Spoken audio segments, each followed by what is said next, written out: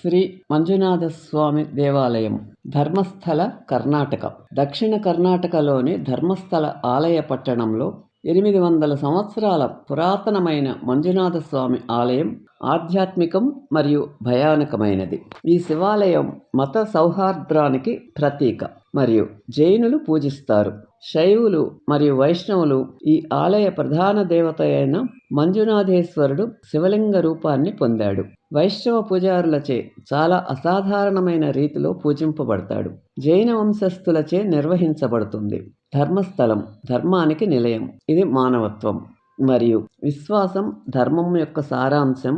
ఒకరి కుల, మతం లేదా మతాలకు అతీతంగా ప్రపంచంలోని అత్యంత దైవిక భావోద్వేగాల స్వరూపం.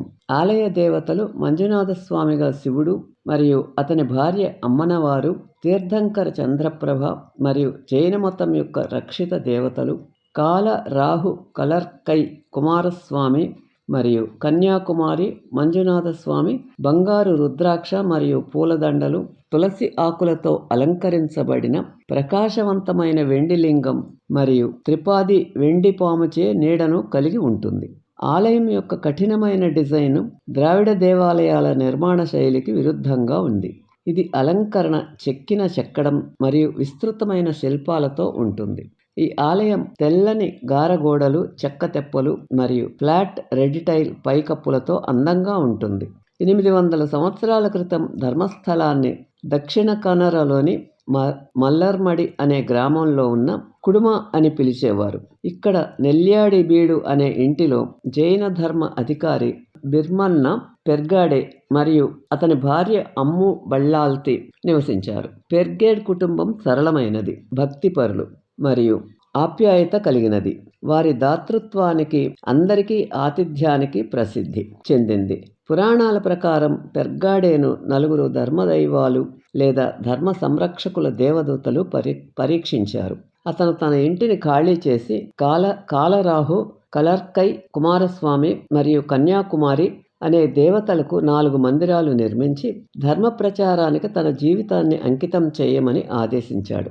నియమం ప్రకారం పెర్గాడే పుణ్యక్షేత్రాలను నిర్మించాడు మరియు కర్మలు నిర్వహించటానికి బ్రాహ్మణ పూజారులను ఆహ్వానించాడు. ఈ పూజారులు పెర్గాడేను స్థానిక దైవాల పక్కన శివలింగాన్ని కూడా ప్రతిష్ఠించమని అభ్యర్థించారు. మంజునాథేశ్వరుని విగ్రహాన్ని కొనుగోలు చేసేందుకు దైవాలు తమ సామంతుడైన అన్నప్ప స్వామిని పంపారు. ఇది కద్రి, మంగళూరు దగ్గర. ఆ తర్వాత ఈ విగ్రహం చుట్టూ శ్రీ మంజునాథ స్వామి ఆలయాన్ని నిర్మించారు.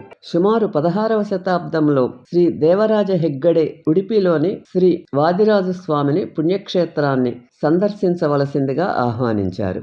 స్వామీజీ సంతోషంతో వచ్చారు, కానీ మంజునాథుని విగ్రహం వేదిక ఆచారాల ప్రకారం ప్రతిష్ఠింపబడనందున భిక్ష స్వీకరించడానికి నిరాకరించారు.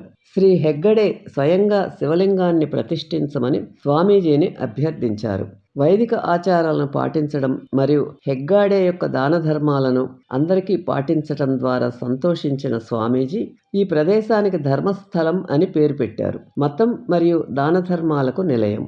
ఈ విధంగా 800 సంవత్సరాల క్రితం పెర్గేడ్స్ స్థాపించిన దాతృత్వం మరియు మత సహనం యొక్క మూలాలు 21 ద్వారా పెంపొందించబడ్డాయి మరియు బలోపేతం చేయబడ్డాయి. హెగ్గడే కుటుంబానికి చెందిన తరాలు. ఈ నిస్వార్థ ఫలితమే ప్రస్తుత ధర్మస్థలం. ఈ వీడియో మీకు నచ్చితే లైక్ చేసి, షేర్ చేసి, సబ్స్క్రైబ్ చేయండి.